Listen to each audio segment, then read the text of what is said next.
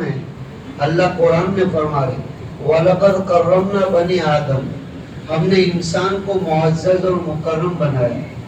وَفَضَّلْنَاهُمْ عَلَىٰ كَثِيرٍ مِّمَّنْ خَلَقْنَا تَفْضِيلًا، اور انسان کو ہم نے دنیا کی تمام مخلوقات پر اونچا مرتبہ اور فضیلت دی ہے.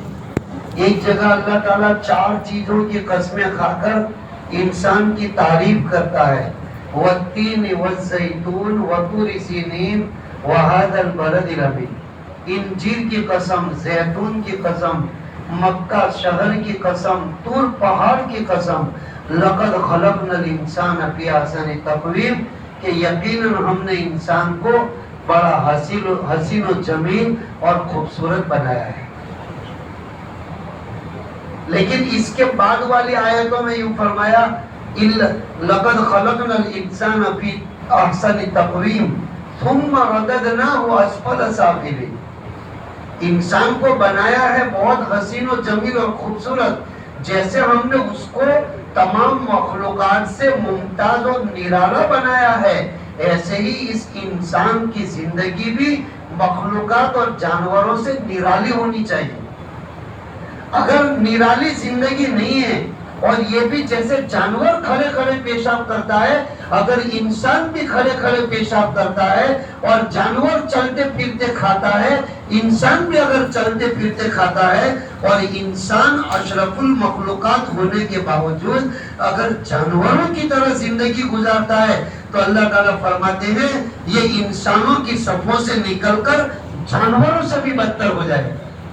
اولئک کالانعام بل ھم اضل، کہ اس کو بناوٹ میں تو بہت خوبصورت بنایا ہے، اب اس کے اختیار میں ہے کہ یہ انسانی زندگی ایسی گزارے اللہ کی مرضیات والی، تاکہ وہ فرشتوں سے بھی آگے نکل جائے. اور اگر اس نے اپنی زندگی پر محنت نہیں کی اور اپنی زندگی کو قیمتی نہیں بنایا، تو اللہ نے قرآن میں فرمایا اولئک کالانعام بل ھم اضل، یہ جانور سے بھی بدتر ہو جاتا ہے. میں نے اس آیت کی تفسیر میں پڑھا، مفسرین فرماتے ہیں کہ جانور سے بدتر کیوں کہا؟ جانور سے بدتر کیوں کہا؟ کہ اس کے لیے جانور سے بدتر کہا کہ پالتو جانور جو ہے وہ کبھی کبھی اپنی مالک کی بات مان لیتا ہے. اگر دور جانور کھڑا ہے بھینس بکری اور اس کا مالک اس کو چارہ دکھا کر بلاتا ہے آواز سے، تو اس کے بلانے پر جانور آ جاتا ہے. اور جب بھینس اور بکری کا دودھ نکالا جاتا ہے اس زمانے اگر وہ ٹانگ ہلاتا ہے جانور، یا پونچھ ہلاتا ہے یا کچھ حرکت کرتا ہے، تو اس کے مالک کے ڈانٹنے سے وہ جانور ٹھہر جاتا ہے، حرکت کرنے سے رک جاتا ہے. کہ جانور میں اتنی بھی حس ہے کہ مالک کے بلانے پر آ جاتا ہے اور مالک کے ڈانٹنے پر غلط حرکت سے رک جاتا ہے. جب انسان بگڑتا ہے تو جانور سے بھی بدتر ہو جاتا ہے، مالک کے بلانے پر آتا نہیں اور مالک کے ڈانٹنے سے حرام کاموں سے رکتا نہیں. اس کے لیے اس کو کہا یہ جانور سے بھی بدتر ہے. میرے بھائیو دوستو بزرگوں، اللہ تعالیٰ نے ہمیں انسان بنایا، مسلمان بنایا، اور امام الانبیاء حضرت محمد مصطفیٰ صلی اللہ علیہ وسلم کی امت میں پیدا فرمایا ہے. یہ 3 بڑی بڑی نسبتیں اللہ نے اپنے خزانے سے اور اپنے فضل سے ہمیں عطا فرمائی. ہم اس کے حقدار نہیں تھے اور ہم نے اس کی اپلیکیشن یا درخواست نہیں کی تھی. اللہ نے اپنی مرضی سے اور اپنی خوشی اور فضل سے ہمیں یہ 3 بڑی بڑی نسبتیں دی ہے. انسان ہونے کی نسبت سے ہر انسان کی ذمہ داری ہے اپنے خالق اور مالک کو پہچاننا، اس کی قدرتوں اور طاقتوں کو ماننا اور اس کا فرما بردار بن جانا، ایمان لے آنا. اور مسلمان ہونے کی نسبت سے ہماری یہ ذمہ داری ہے. یہ میں تینوں ذمہ داریاں آپ کو قرآن سے بتا رہا ہوں. وَمَا خَلَقْتُ الْجِنَّ وَالْإِنسَ إِلَّا لِيَعْبُدُونِ، اللہ پاک فرماتے انسانوں کو جناتوں کو میں نے میری معرفت کے لیے، میری اطاعت کے لیے دنیا میں پیدا کیا ہے. اور مسلمان ہونے کی نسبت سے قرآن کہہ رہا ہے مَا آتَاكُمُ الرَّسُولُ فَخُذُوهُ وَمَا نَهَاكُمْ عَنْهُ فَانْتَهُوا. مسلمانوں، زندگی میں ہمارے نبی نے تمہیں جن کاموں کو کرنے کا حکم دیا ہے ان کو کر لو، اور جتنے کاموں سے تمہیں منع کیا ہے ان سے رک جاؤ. ایک آیت پوری بھی نہیں ہے، आयत का टुकड़ा है, इसमें मुसलमान को पूरी जिंदगी सिखा दी और पूरी जिंदगी का हुक्म दे दिया कि जिंदगी के हर शोबे में हमारे नबी ने तुम्हें जिन कामों को करने का हुक्म दिया है इनको कर लो, और हर शोबे में जिन कामों से तुम्हें मना के इनसे रुक जाओ। तो ये मुसलमान होने की निस्बत से ये जिम्मेदारी होगी।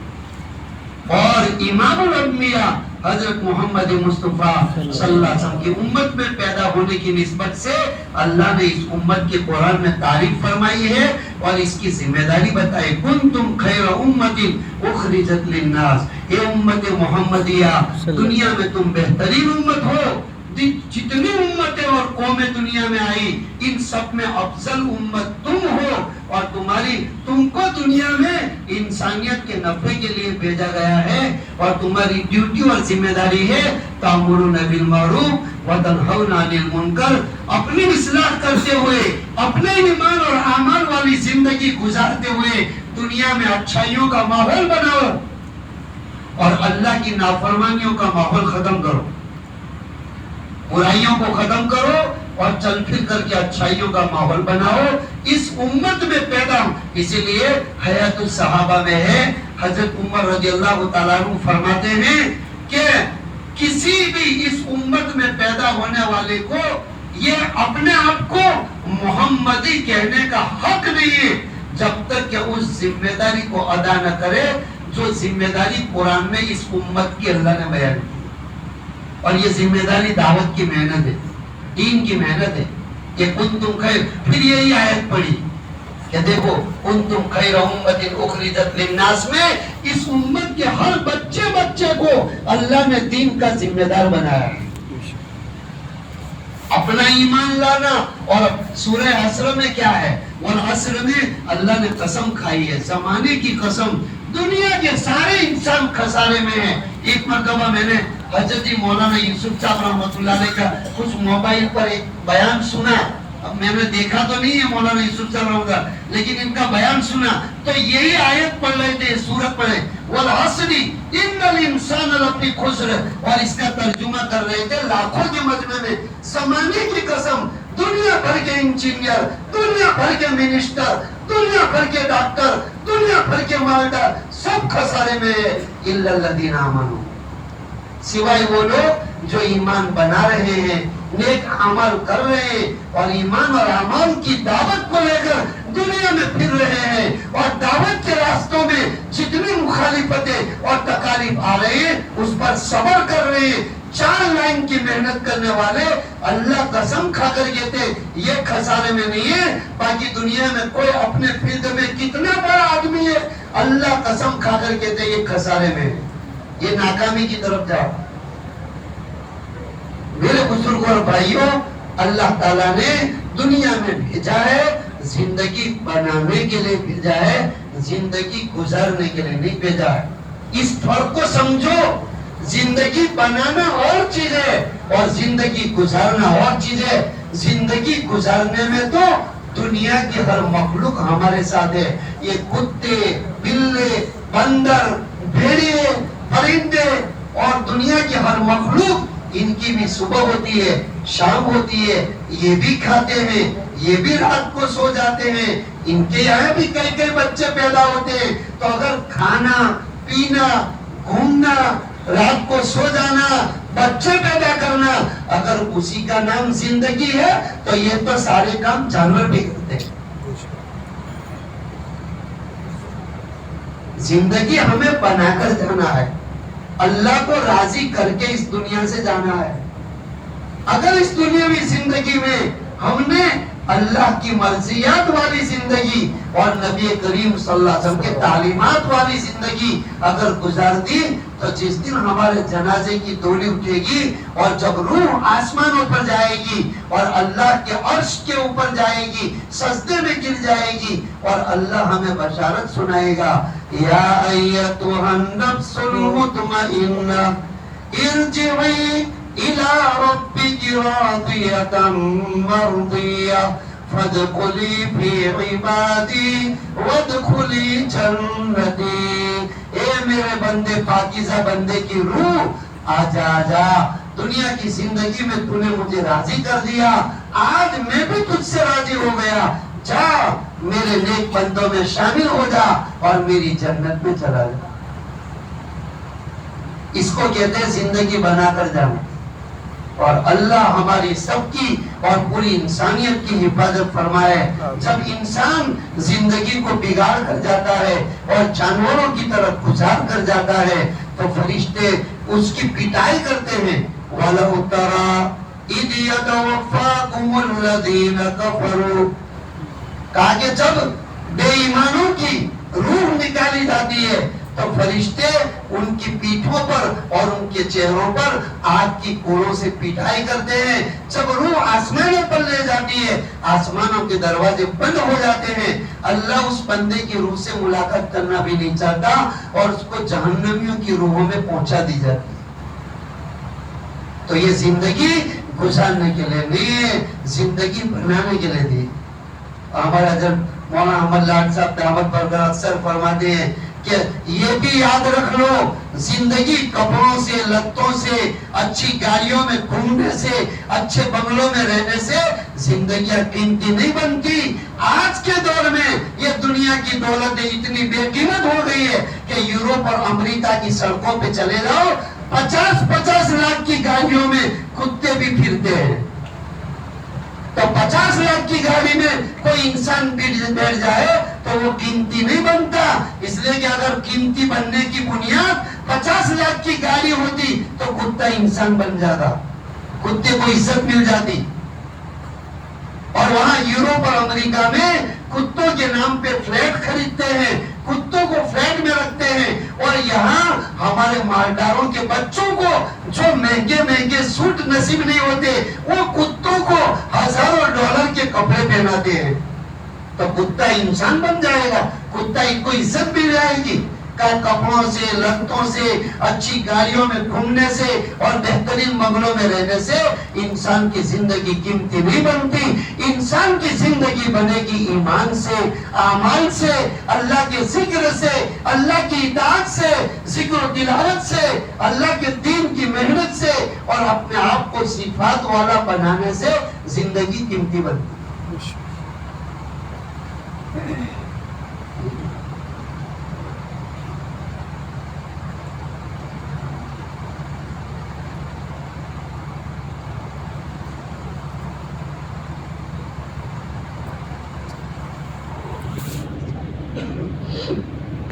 تو زندگی قیمتی بنے گی ایمان اور مال سے، دنیا کی چیزوں سے زندگی قیمتی نہیں بنتی۔ بہت سالوں پہلے کسی بزرگ سے میں نے مثال سنی تھی کہ یہ بچے جو ہے نا، چھوٹے چھوٹے بچے، وہ اپنا پیسہ جمع کرنے کے لیے وہ گلہ خریدتے ہیں، اس میں مٹی کا بھی ہوتا ہے اور لوہے پترے کا بھی ہوتا ہے، اور کبھی کوئی مالدار کا بچہ سمجھو کہ سونے کا گلہ لایا جس میں بچے سال بھر پیسے جمع کرتے رہتے ہیں۔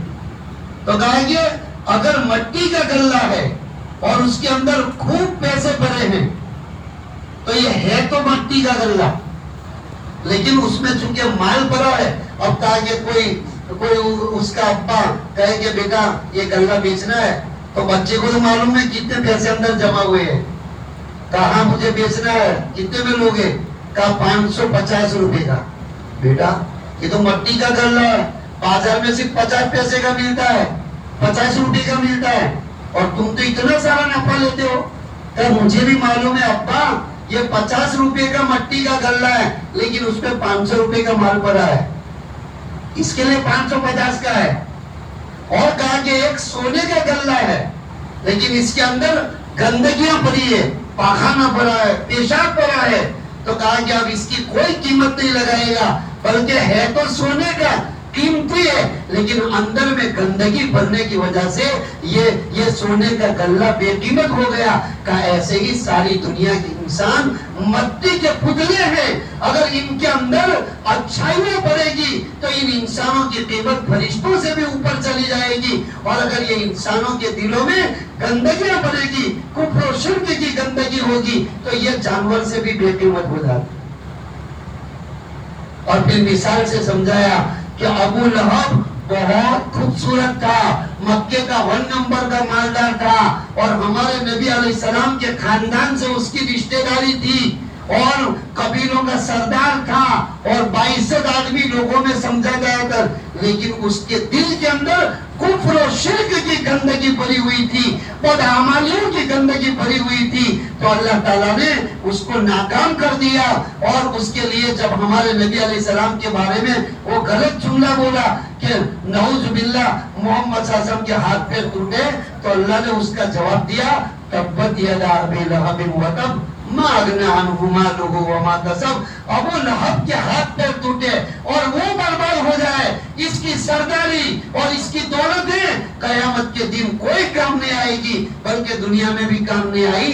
अल्लाह ने उसके जिस्म में बीमारी पैदा कर दी, उसके बेटों ने भी उसको जिंदा उसको डाल दिया पहाड़ों में, और यहाँ तक कि वो सड़ते सड़ते मर गया और उसकी लाश को भी उसके बेटों ने हाथ नहीं लगाया। हबशियों को बुला करके खड्डा खुदवा करके लकड़ियों के जरिए से धक्का देकर उसको जमीन में दबाया गया। कौम का सरदार था, खूबसूरत था और मालदार था, लेकिन उसके दिल में गंदगी भरी हुई थी, उसकी जिंदगी सिफात वाली नहीं थी। तो अल्लाह ताला ने उसको दुनिया में भी नाकाम किया, आखिरत में भी नाकाम करेंगे। और बिलाल हबशी रज़ियल्लाहु अन्हु का खूबसूरती की कोई चीज नहीं थी, लेकिन इनके दिल में ईमान भरा हुआ था, प्यारे नबी की मोहब्बत और इश्क थी और अल्लाह रसूल की इताअत थी। तो सैयदना बिलाल, इनको हजरत उमर भी ये नाम से बुलाते थे, सैयदना बिलाल, हमारे सरदार बिलाल है।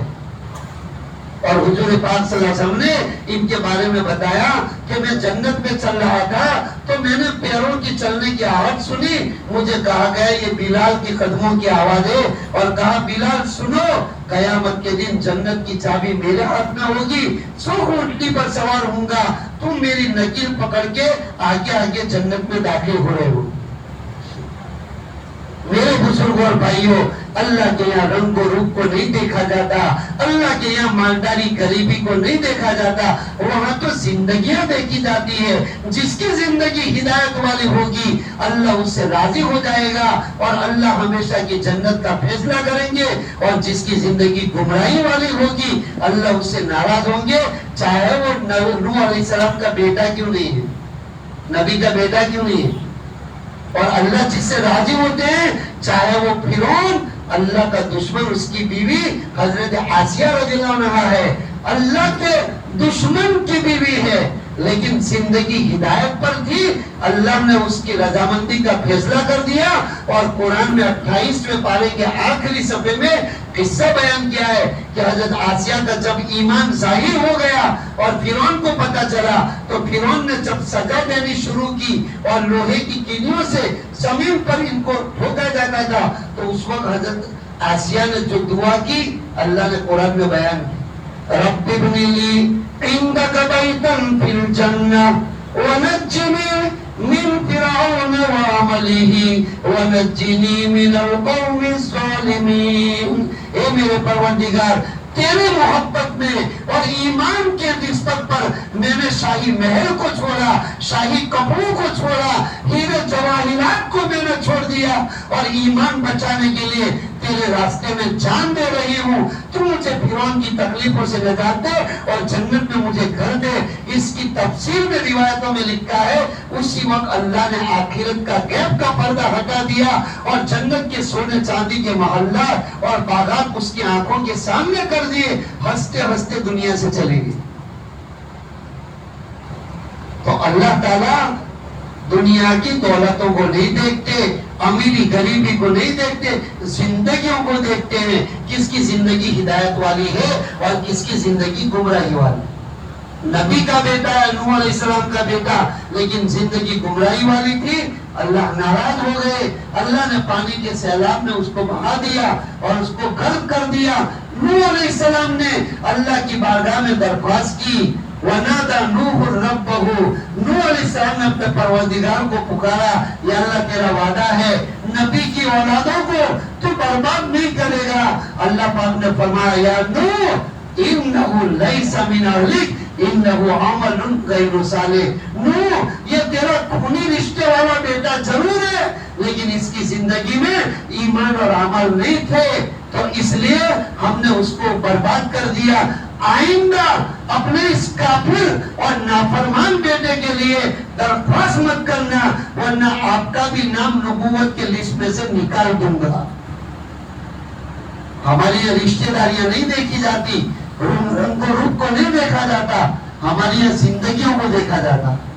میرے بزرگوں بھائیوں، اس دعوت کی عظیم الشان محنت کے ذریعے سے ہر مسلمان کو یہ دعوت دی جا رہی ہے، اپنے آپ کو اس راستے پر لگاؤ اور اللہ کے راستے میں جان و مال کی قربانی دے کر اپنے آپ کو صفات والا بناؤ۔ اللہ جو صفات چاہتے ہیں وہ صفات زندگیوں میں آئے گی، اللہ دنیا میں بھی کامیاب کرے گا، اللہ آخرت میں بھی کامیاب کرے گا۔ ہمارے جو دعوت کے 6 نمبر اس میں ایک ذکر کا بھی ہے، علم و ذکر بھی ہے۔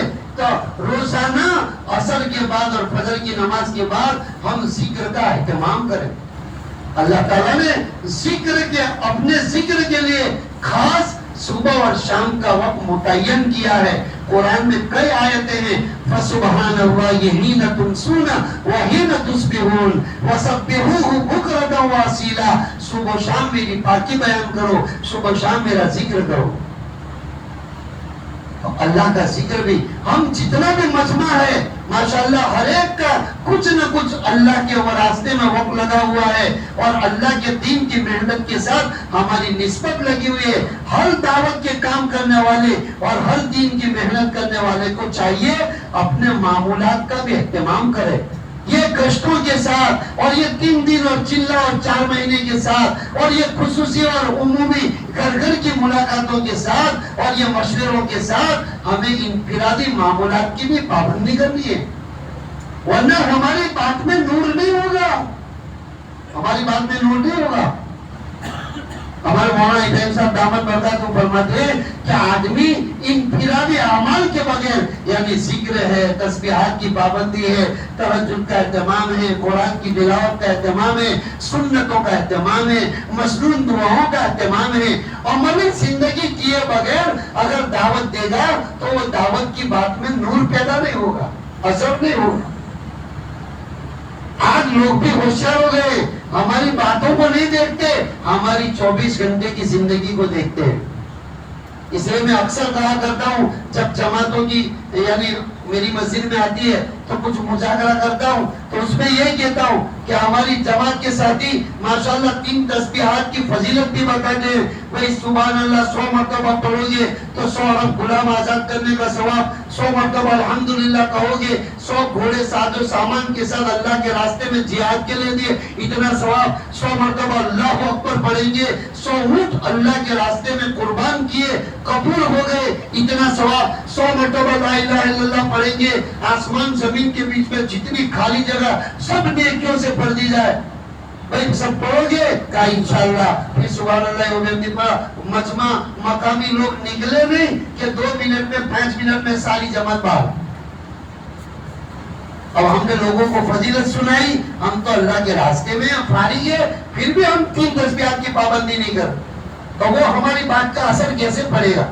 یہ دعوت کی محنت اپنی اصلاح کے لیے، دوسروں کی اصلاح کے لیے نہیں ہے۔ ہمیشہ میں مثال دیا کرتا ہوں کہ ایک دعوت کی محنت کرنے والا صبح میں ملاقاتوں کے لیے نکلا، 10 آدمیوں کو دعوت دی کہ دیکھو پیسوں سے کام نہیں بنتے، کام ہمارے اللہ بناتے ہیں، اور نمازوں اور دعاؤں سے اللہ کام بنائیں گے، اور دیکھو دواؤں سے شفا نہیں ملتی، شفا دینے والے اللہ ہے، دولتوں سے عزت نہیں ملتی، عزت دینے والا اللہ۔ اب 10 آدمیوں کو ایمان کی بات ہم نے سمجھائی، یہ 10 آدمیوں کا یقین بنے گا نہیں بنے گا، لیکن میں نے 10 آدمیوں کو ایمان کی دعوت دی ہے، انشاءاللہ اس دعوت کی برکت سے میرا یقین صحیح بنے گا۔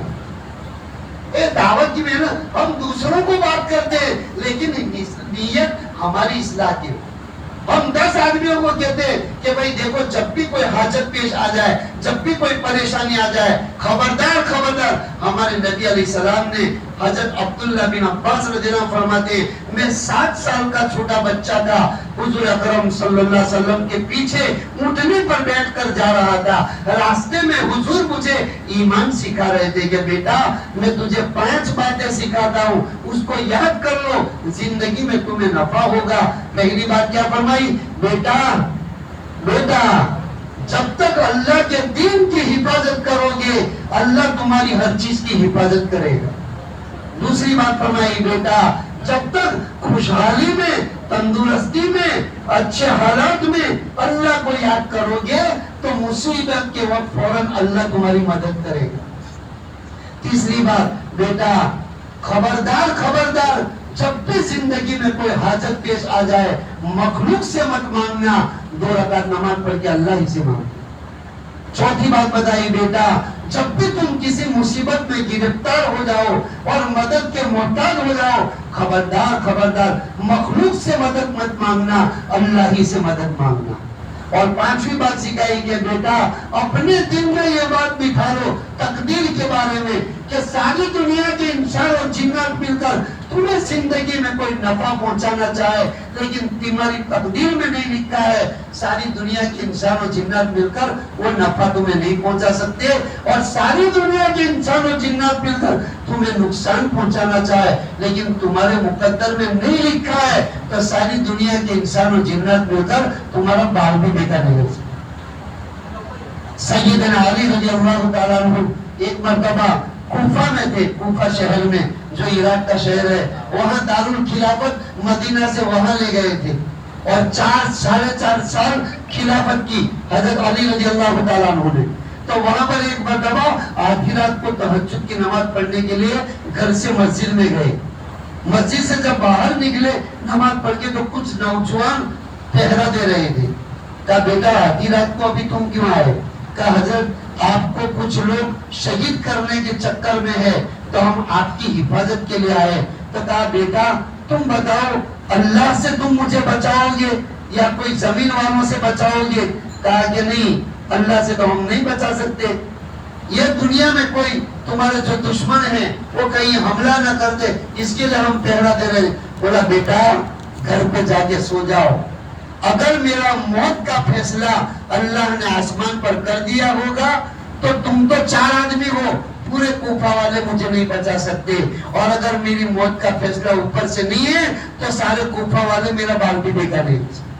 موت اور زندگی کا مالک اللہ ہے, نفع نقصان کا مالک اللہ ہے, اولاد کا دینے والا اللہ ہے, مرادیں پوری کرنے والا اللہ ہے, مصیبتوں کو دور کرنے والا اللہ ہے. اس یقین کو بنانے کی یہ محنت. تو میرے بزرگوں اور بھائیوں ہم زندگی بنانے کے لیے آئے ہیں, زندگی گزارنے کے لیے نہیں آئے.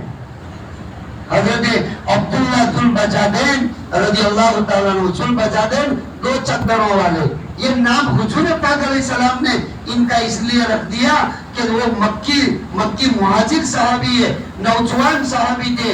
جب اسلام کا کلمہ پڑھ لیا تو گھر والوں نے ان کو گھر سے نکال دیا, ان کے چچا نے کپڑے بھی اتار لیے تو ان کی اماں نے ان کو ایک چادر ڈال دی, انہوں نے 2 ٹکڑے کیے, ایک لنگی باندھی اور ایک اوپر پہن لیا. تو اس کے لیے 2 پھر وہ ہجرت کر کے مدینہ منورہ چلے گئے.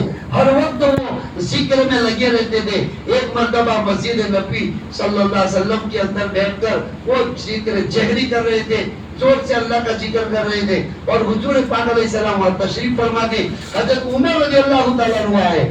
تو کہا بھائی اللہ بہرا نہیں ہے, آہستہ سے ذکر کرو. تو حضور پاک صلی اللہ علیہ وسلم نے فرمایا کہ عمر رہنے دو, یہ مخلصین میں سے ہے, یہ اخلاص والے, یہ ریاکار نہیں ہے, ان کو کرنے دو, ذکر کرنے دو.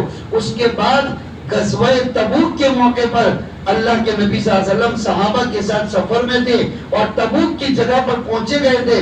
کہا حضرت عمر رضی اللہ تعالیٰ عنہ, یہ بڑے بڑے صحابہ بھی اس میں تھے, اس جماعت کے اندر. تو آخری رات کو ایک صحابی کہتے ہیں میں نے دیکھا کہ کچھ جو ہے دیا جل رہا ہے, کچھ روشنی جل رہی ہے اور کچھ لوگ جمع ہے. جب میں وہاں جا کر دیکھا تو یہی عبداللہ ذوالبجادین کا انتقال ہو گیا تھا اس سفر کے اندر, اور خود نبی کریم صلی اللہ علیہ وسلم ان کی قبر میں اترے ہوئے تھے اور آپ فرما رہے تھے لاؤ اپنے بھائی کی ناش مجھے پکڑا دو. آپ نے اپنے ہاتھوں میں لیا اور قبر میں سلایا, اوپر آئے اور اللہ سے دعا کی, اللہ عبداللہ سے میں راضی ہوں, تو بھی اس سے راضی ہو جا. حضرت عمر اور ابو بکر رضی اللہ عنہ بڑے درجے کے صحابہ فرما رہے ہمیں رشک ہو رہا تھا, کاش عبداللہ کی جگہ ہماری ناش ہوتی. ادنا درجے کے صحابی ہے، لیکن زندگی ایسی صفات والی بنائی تھی، ذکر والی، اطاعت والی، اللہ کے دین کی محنت والی، تقوی والی، تو اللہ نے یہ مقام دیا۔ میرے بزرگوں اور بھائیوں، یہ رنگ و روپ کے ساتھ اللہ کے ساتھ کوئی مسئلہ نہیں ہے۔ رنگ و روپ کو اللہ نہیں دیکھتے، اللہ زندگیوں کو دیکھتے ہیں، اور اس راستے میں قربانی دیتے دیتے بندے اللہ کی اطاعت والے ہو جاتے ہیں، صفات اللہ تعالیٰ عطا فرماتے ہیں۔ پھر ان صفات کے ذریعے سے اللہ تعالیٰ ہم کو تو ہدایت دیں گے، ہمارے ذریعے سے دوسروں کو بھی ہدایت دیں گے۔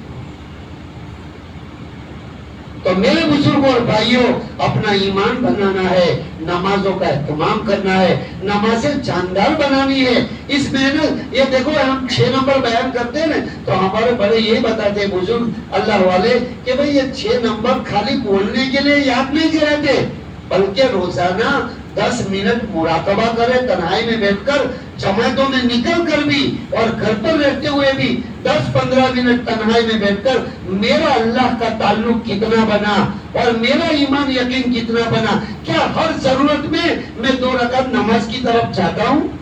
میں ہر مصیبت میں میری نظر اللہ پر جاتی ہے؟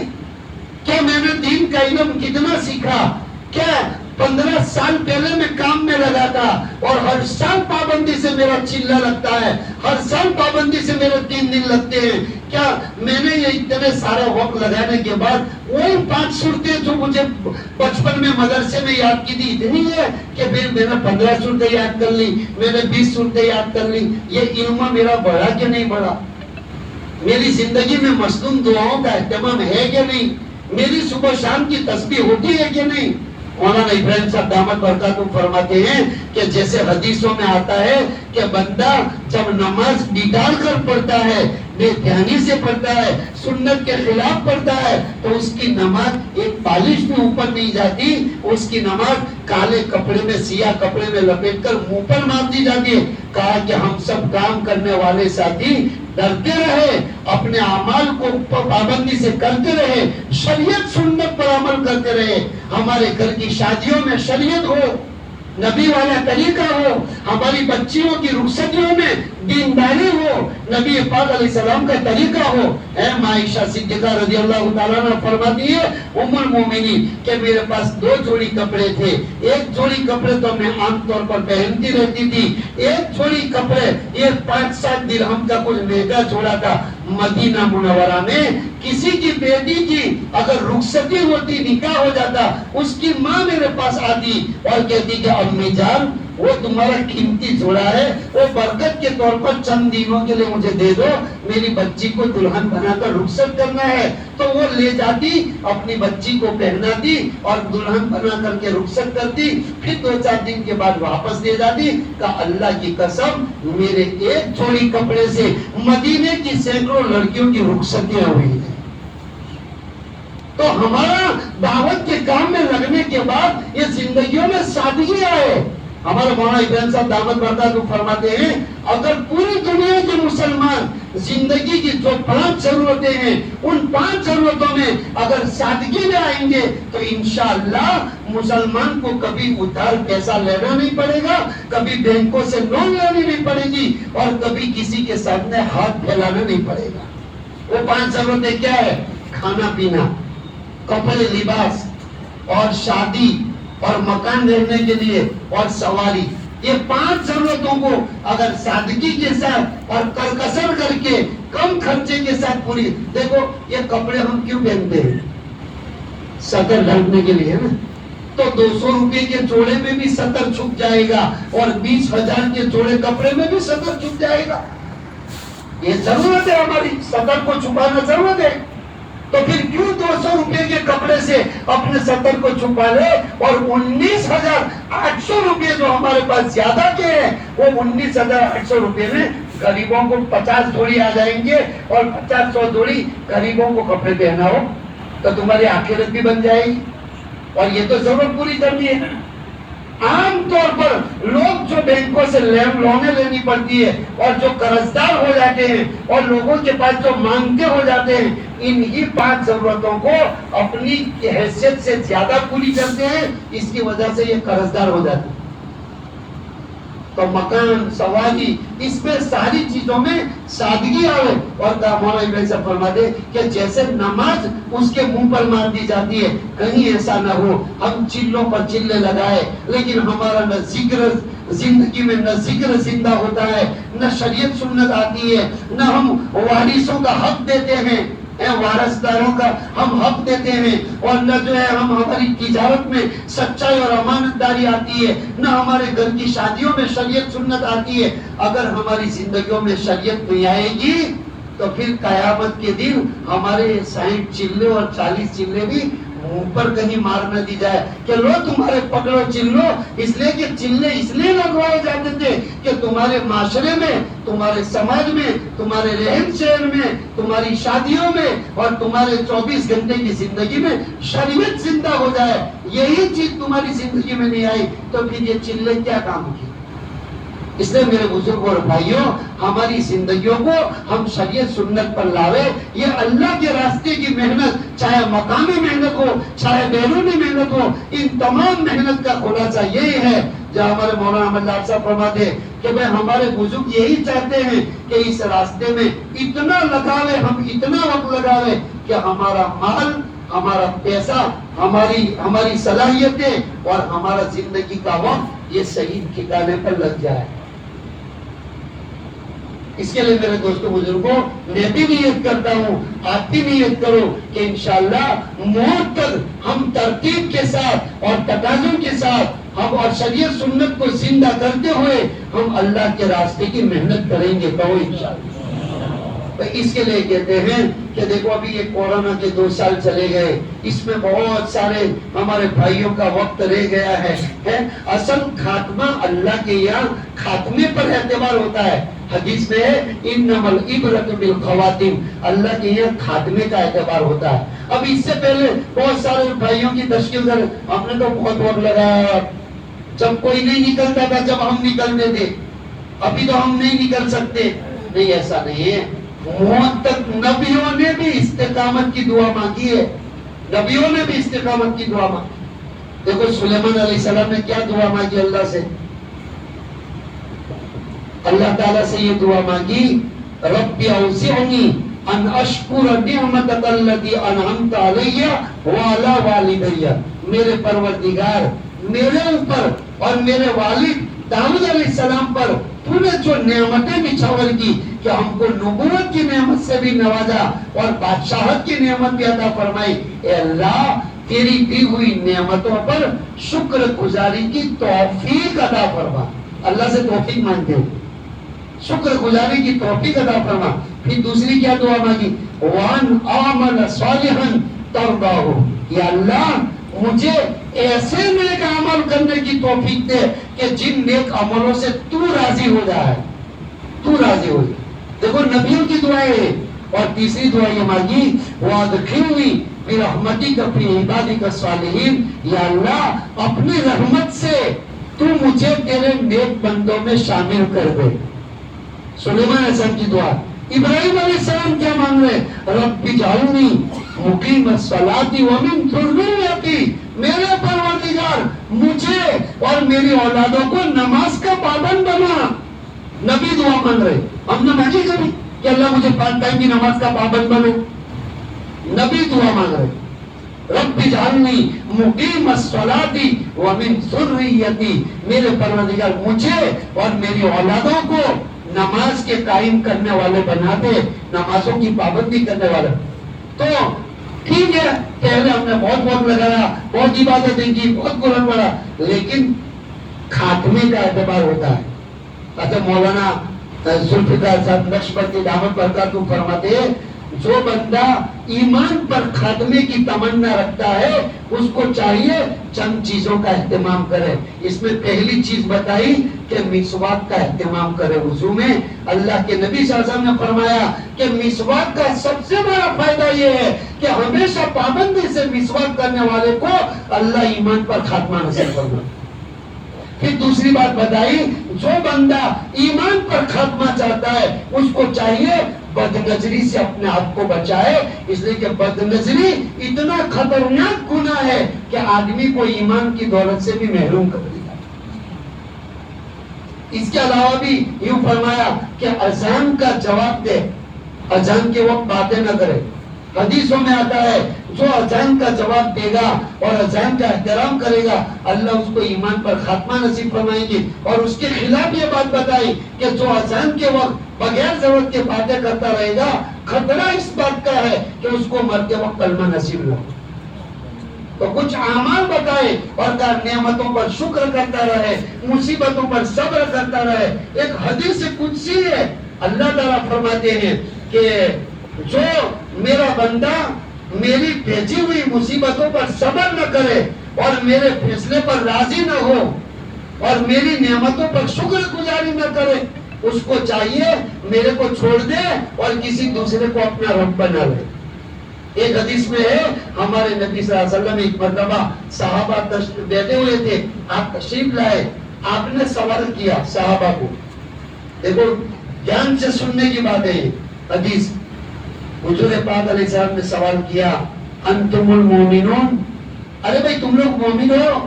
مجمع کو پوچھا تم لوگ مومن ہو؟ تو کسی نے ہمت نہیں کی۔ حضرت عمر رضی اللہ عنہ نے ہمت سے جواب دیا نعم یا رسول اللہ، یا رسول اللہ ہاں ہم مومن ہیں۔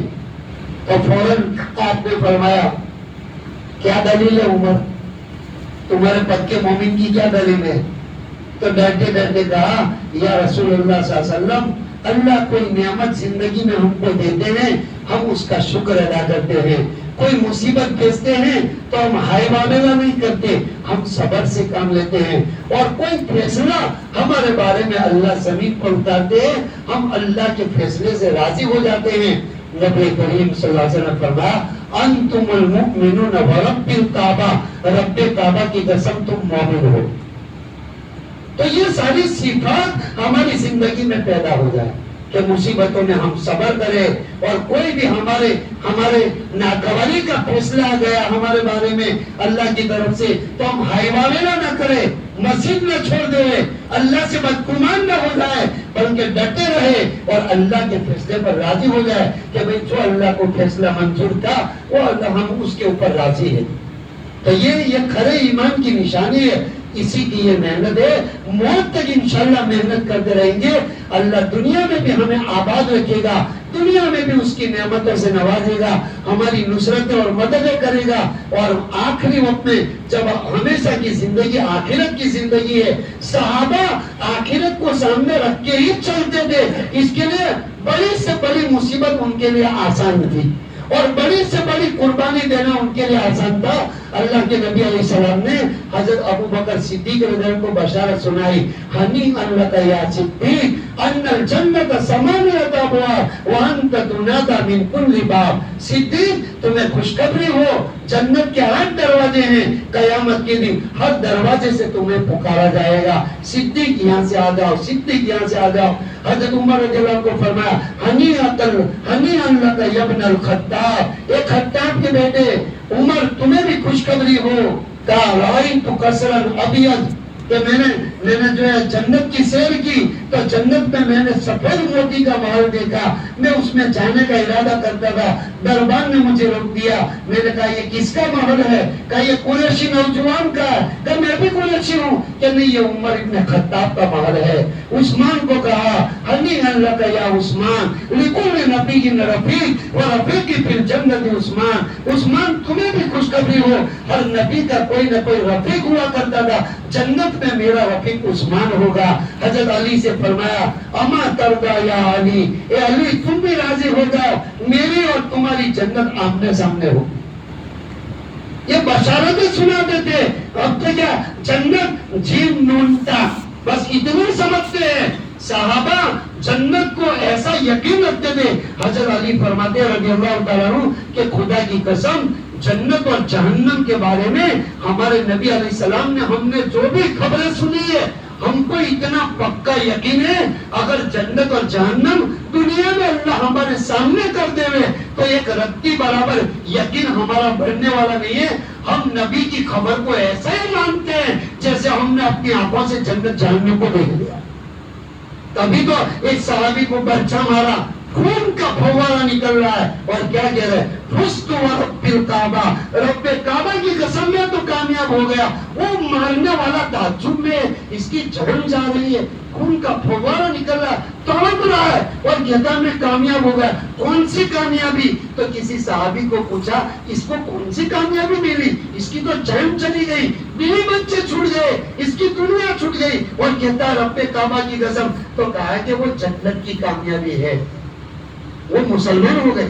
اتنا سنتے مسلمان میرے دوستو، آج ہمیں دنیا کی چیزوں پر جتنا یقین ہے، آخرت کی چیز نعمتوں پر یقین نہیں ہے۔ اس کے لیے اللہ ہمیں قرآن میں جھنجھوڑ رہا ہے، یا ایھا الذین آمنوا ما لکم اذا قیل لکم انفروا فی سبیل اللہ، او ایمان والو تمہیں کیا ہو گیا ہے؟ تمہیں کہہ رہا ہے، کہا جا رہا ہے اللہ کے راستے میں نکلو، تو اردیتم بالحیات، تو ساقلتم الی الارض، تم زمین کو چھوڑ جاتے ہو، کاروبار میں گھس جاتے ہو اور اپنے بیوی بچوں میں بیٹھے رہتے ہو۔ اردیتم بالحیات الدنیا من الآخرہ، آخرت کی ہمیشہ کی نعمتوں کے مقابلے میں دنیا کی فنا ہونے والی دولتوں پر راضی ہو گئے۔